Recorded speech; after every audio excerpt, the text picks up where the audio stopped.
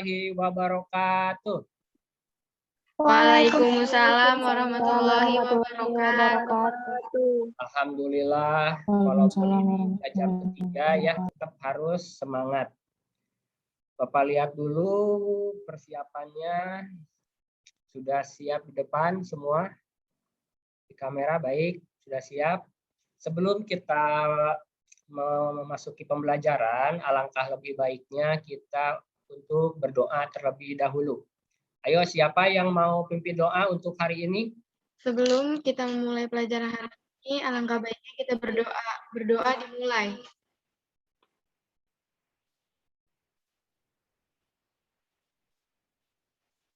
Berdoa selesai. Memberi salam.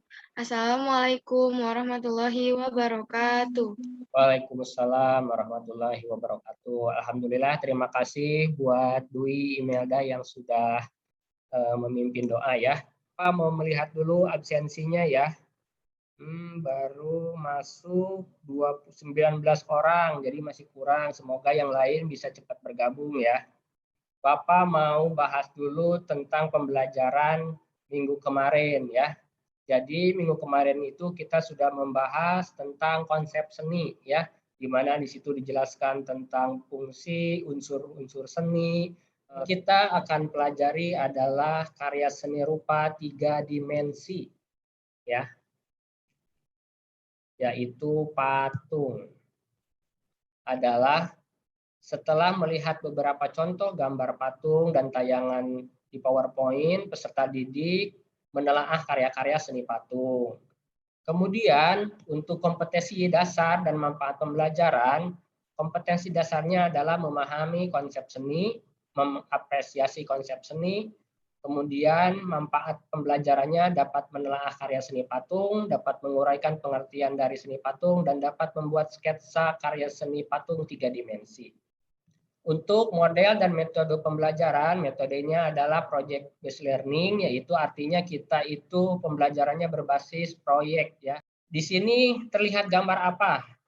Sudah terlihat gambarnya?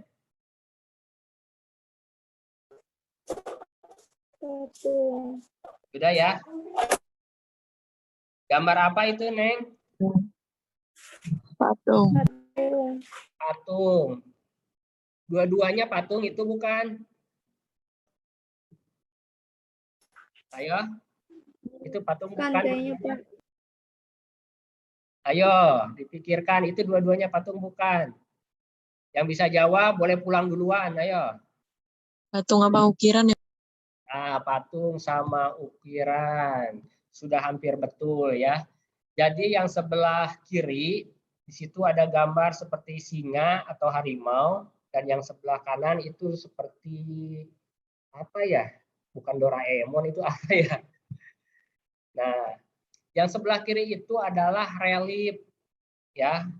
Betul, tekniknya itu diukir adalah relief. Nah, yang sebelah kanan ini adalah patung. Nah,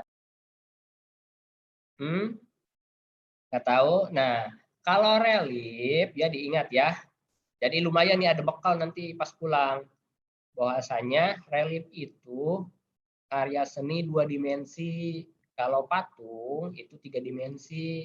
Kenapa relief masuk 2 dimensi sedangkan patung 3 dimensi? Ayo. Nah, relief hanya bisa dilihat satu arah, sedangkan patung dari segala arah. Wah, iya, pintar memang nih. Dia paling pintar nih.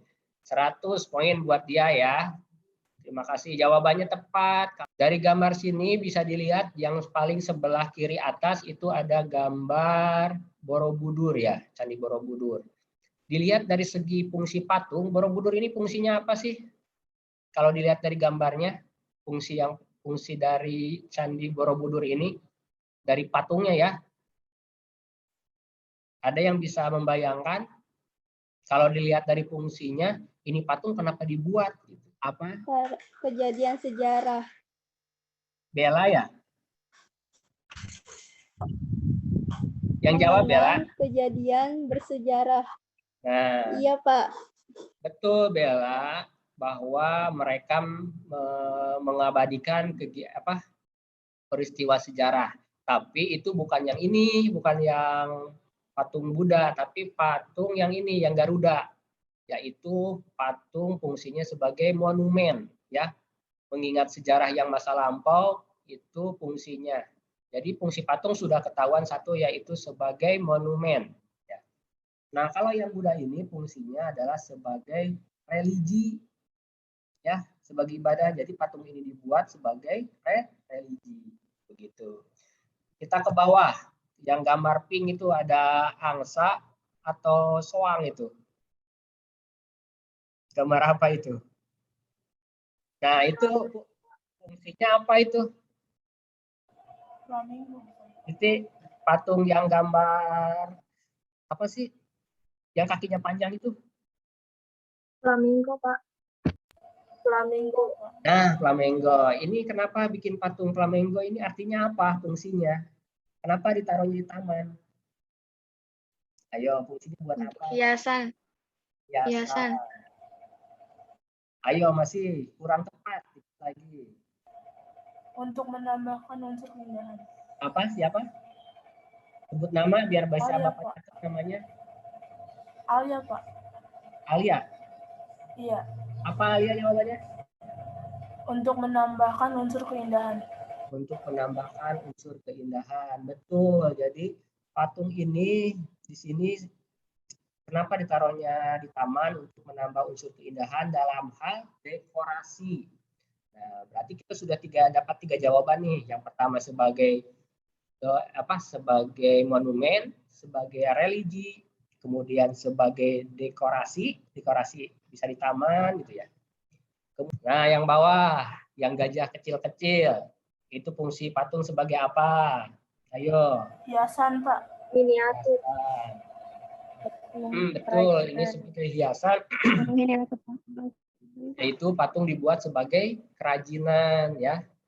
Jadi tadi ada disebutkan sebagai monumen fungsinya, sebagai religi, sebagai dekorasi, sebagai arsitektur, sebagai kerajinan. Kalau secara gamblangnya seperti ini ya, fungsi itu sebagai seni, religi, monumen, arsitektur, dekorasi, juga kerajinan. Bagi tiga dari segi coraknya, ada corak imitatif atau realis ya, seperti gambar orang begitu ya. Ada juga dekoratif, bentuk-bentuk yang sudah dirubah kalau dekoratif, tapi masih menyerupai bentuk aslinya kalau dekoratif. Nah, kalau corak non figuratif, abstrak kayak patung yang tadi yang warna coklat tuh, udah bentuknya banyak berubah, disebut non figuratif, sudah abstrak. Nah, kemudian jenis karya patung pun dibedakan menjadi tiga, ada patung dada, patung torso, dan patung lengkap. Patung dada itu biasanya setengah badan, kemudian lilin begitu ya. Kalau bahan sedang itu seperti gipsum, kemudian kayu juga kayu yang cukup ini ya, gampang diolah seperti albasia begitu. Kalau kayu jati itu masuknya ke bahan keras, yaitu batu ya. Berarti tiga media ini. Kemudian berikutnya adalah teknik membuat patung. Nah, teknik membuat patung ini dibagi menjadi 4. Ada teknik modeling, teknik casting, teknik carving, dan teknik assembling. Gitu. Nah, Bapak mau nanya lagi nih, biar nggak bengong. Dari sini coba, kira-kira yang teknik modeling yang mana gambarnya? Ayo. Yang ada bapak-bapak itu yang pakai baju itu, Pak. Baju apa? Bapak-bapak tuh abang-abang. Iya, abang-abang, bapak-bapak. Ya, betul. Yang ini atas, Pak. Betul sekali. Siapa namanya? Dewi, Yang jawab? Pak. Dewi, Pak. Dewi, ya Dewi dapat 100 ya poin ya, Dewi. Baik, betul sekali. Ini teknik modeling, yaitu teknik modeling itu teknik yang dibentuk ya patungnya itu. Misalkan dengan menggunakan tanah liat atau menggunakan lilin. Jadi dibentuk, ditambah, ditempel-tempel gitu ya. Hidungnya ditempel, mulutnya ditempel. Gitu. Itu adalah teknik modeling. Di sini terlihat patung yang ada, yang mungkin udah ada beberapa atau mungkin banyak yang sering ke Jakarta mungkin pernah lihat patung ini. Ada yang pernah lihat, Neng? Orang Jakarta? Ada yang pernah lihat? Mainnya jangan ditabung terus, main ke Jakarta ya, keliling-keliling. Biar lihat ini. Dwi udah pernah lihat patung ini? Belum, Pak. Belum, makanya kalau main ke Jakarta jangan main HP, lihat keliling gitu ya. Kalian mah nunduk aja. Jadi nggak terlihat ada patung yang begitu bagus di Jakarta ya. Nah, ini adalah patung karya Nyoman Nuarta ya. Nyoman Nuarta di Bekasi juga ada patungnya yang di Harapan Indah. Yang judulnya Tarian Langit. Itu mah udah pernah lihat ya. Ya, baik. Nah, ini bagaimana sih ini bisa jadi seperti ini patungnya? Mengapa bisa gesturnya beda-beda ya, karakter kudanya juga beda-beda, jumlahnya berapa, itu terlebih dahulu harus bagaimana sih seniman kalau biar bisa membuat sebuah patung? Ayo. Bagaimana? Seniman bisa menentukan bentuk mukanya. Siapa yang mau jawab? Harus bikin sketsa dulu, Pak. Ya, wah Dwi ini udah nilainya udah 500 sendirian nih. Pastikan dahulu membuat sketsa ya. Dibuat jadi apa? Biasanya kalau udah beli jadinya itu hiasan buat lampu gitu di atas kan, ada relief-relief begitu. Nah, itu dibuat pakai gitu ya. Nah, kalau yang ideal membuat patung ini pertama dari pengalaman kalian di jalan, pengalaman kalian membaca buku, melihat karya-karya. Jadi ini pengalaman pasti semua siswa-siswi di sini juga sudah punya, ya pasti pernah melihat patung. Nah itu jadi pengalaman, modal utamanya pengalaman. Setelah pengalaman kalian mempunyai ide, idenya mau bikin patung berbahan gipsum, mau bikin apa ya? Itu pemikiran awalnya. Barulah kita membuat sketsa. Kan gampang patah. Nah, ini bentuk-bentuk seperti kuping kelinci ini harusnya dihindari gitu. Jadi kalau mau jenis kelincinya yang yang kupingnya ke bawah. Begitu yang nempel di rahangnya. Jadi tidak akan patah. Begitu yang seperti ini aman. Jadi si gipsumnya tidak akan patah gitu. Silahkan sekarang membuat sketsa patung. Sketsanya kecil ya, ukurannya 7 kali, bayangkan tingginya itu 15 cm paling tinggi, lebarnya itu paling 7 cm.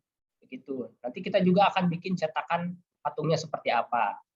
Nah, silakan sekarang membuat sketsanya dulu. Kemudian nanti Bapak lihat apakah sketsanya sudah kira-kira sudah sesuai belum. Takutnya ada bagian yang sulit dibuat. Paham ya? Ada yang tanyakan dahulu? Selesai, Nak? Sudah, Pak. Coba lihat, coba diperlihatkan di kamera. Tapi ininya, sketsanya, biar bisa kita apresiasi ya, bagaimana hasilnya. Itu gambar kelinci.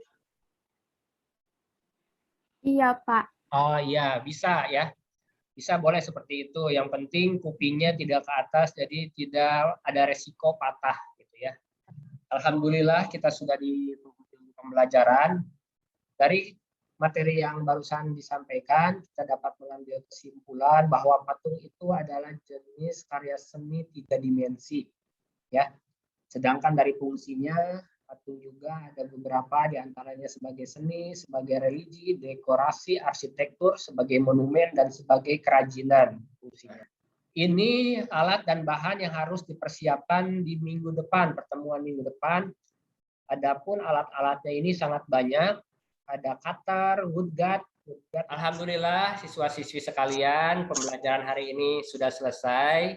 Sebelum mengakhiri pembelajaran, silakan terlebih dahulu untuk membaca doa penutup. Ya, pimpin doa silakan. Berdoa dimulai. Selesai. Ya, alhamdulillah siswa-siswi sekalian, kita nanti ketemu lagi di minggu depan ya. Wassalamualaikum warahmatullahi wabarakatuh. Waalaikumsalam warahmatullahi wabarakatuh.